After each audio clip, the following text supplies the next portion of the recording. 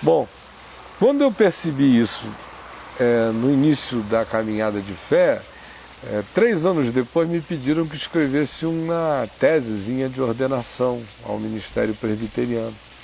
E eu escrevi sobre isso. A ordem de Melquisedeque. Era sobre a salvação fora das fronteiras de Israel, segundo a ordem de Melquisedeque. E eu vim desenvolvendo com os recursos de percepção que eu tinha à época, aquilo ali. E foi uma viagem que começou lá atrás, não em Melquisedeque, mas começou de fato no Éden, naquele derramar de sangue para cobrir Adão e a mulher dele, sem nomenclatura, uma coisa irreligiosa por completo. Vai para Abel, aí vem para Enos, de onde se começa a invocar o nome do Senhor, mas também só se invoca o nome do Senhor. E aí você vai vendo essa graça aí sendo transferida de geração em geração, até que você chega no período do dilúvio, e aí existem aquelas 3 ramificações bíblicas de repovoamento humano.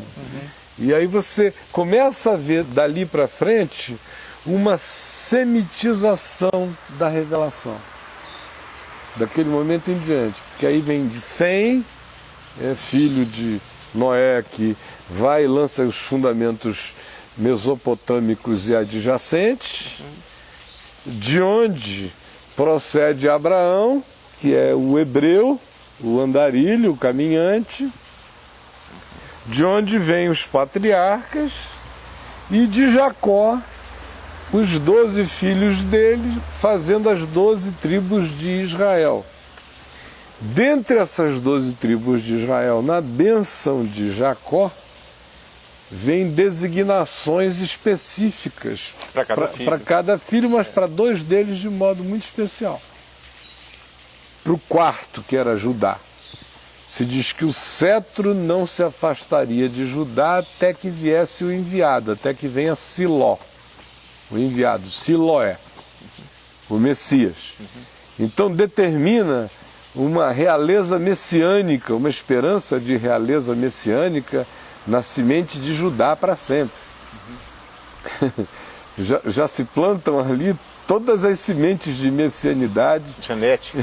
Já se enfia o cetro messiânico no genoma de Judá.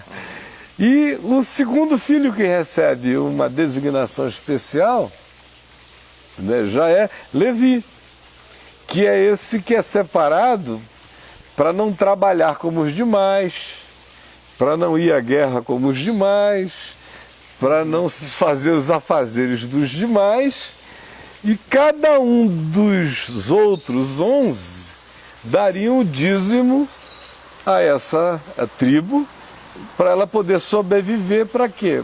Para cumprir o sacerdócio de fazer oração por todos, não que ninguém mais precisasse orar, não era este o mandamento, mas era essa a função. Cumprir o rito, né? Ongoing. É fazer a roda do hamster rodar sem parar, não deixar o fogo apagar, não deixar o altar secar. Vamos matar a ovelha. Então o pessoal criava e eles imolavam. Comiam a gordura, tinham lá as coisas que eram dadas a eles, com um bando de gente gorda, né? Sacerdote gordo, e o templo, quando veio acontecer. Antes disso, o tabernáculo. Aí vem daí, de Levi, você chega a outra figura pivotal, que é Arão. Nessa história aí vem a descendência de Arão, vai afunilando também. Aí, dentro dos levitas, dentro dos levitas, né? Aí você vai tendo o afunilamento dos pedigrees aí dentro, né? Aí, de repente, antes de haver templo, se o salmo é de Davi, então não tinha templo construído ainda em Israel, né? Tinha um tabernáculo. Antes de haver templo, embora já houvesse o sacerdócio, mas ele ainda não estava com a sua instituição mais formal como a que ele veio a ganhar depois da construção do templo de Salomão. Aí ele ganha uma densidade poderosa, ele ganha uma escala industrial mesmo, né? Quase que uma mediação. Até então não. E ele aumenta o poder também, aumenta. claro. Não, vira Brasília, né? Vira Banco Central, Ministério da Justiça, Planalto, 3, 4 poderes e tudo mais num lugar só. Era o templo. Então, antes de haver templo, Davi chega e diz isso. Diz que o Senhor dele, o Senhor Deus, disse ao Senhor dele. O que já é uma confusão danada, né, do ponto de vista do monoteísmo radical. Né? O Senhor disse ao meu Senhor. Sob quem Davi se coloca aceitando senhorio, ao mesmo tempo em que admite que existe o Senhor. Então ele cria um mediador para ele. Disse o Senhor ao meu Senhor, ao que media por mim, ao que domina sobre mim. Então existe o Senhor e existe o meu Senhor. E Jesus ensinou, né? Olha que a intimidade de Davi comigo, vocês não tinham ideia. Né? Disse o Senhor a mim, que estava lá com ele. Disse o Senhor ao meu Senhor: assenta-te à minha direita, até que eu ponha todos os teus inimigos debaixo dos teus pés. E o Senhor jurou e não se arrependerá, que ele é sacerdote para sempre. E junta algo que na concepção do judeu não era juntável até então, que era Davi da descendência de Judá, o homem agora do cetro e da realeza, afirmando que ele tinha uma vincularidade, um lhame, um laço intrínseco com alguém que tinha sido feito sumo sacerdote, que era senhor dele, e que tinha sido feito sacerdote não segundo a ordem de Levi, nem de Arão, mas segundo a ordem de Melquisedeque. Se não fosse Davi quem tivesse escrito isso, o cacete ia comer, né?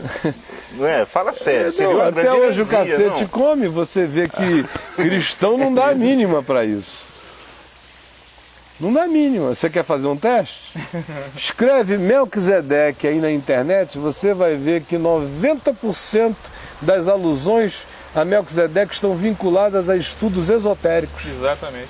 Esotéricos. Sério? Cristão não dá a mínima para o Melquisedeque. O Melquisedeque foi entregue às bruxas. Né? A nova era. Da nova era que trata disso, mas trata como se fosse uma ordem como a dos templários, né? Que mas existe. Um grande mistério. Existe mais, né? Inclusive um país na Terra chamado Melquisedeque. Você acha na internet. É uma ilha. Não sabia também. É uma ilha de. Acho que ela não chega a ter nem a 60 ou 70 metros de comprimento. É uma ilha de pedra. É um pedaço de pedra no meio do mar que alguém conseguiu o direito de chamar aquela ilha de Nação de Melquisedeque.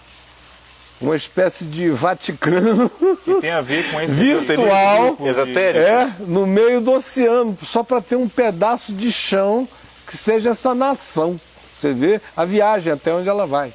E vai embora. Tem um monte de bruxo aí envolvido com o uso dessa ideia de Melquisedeque. Agora os cristãos mesmo não querem saber disso não.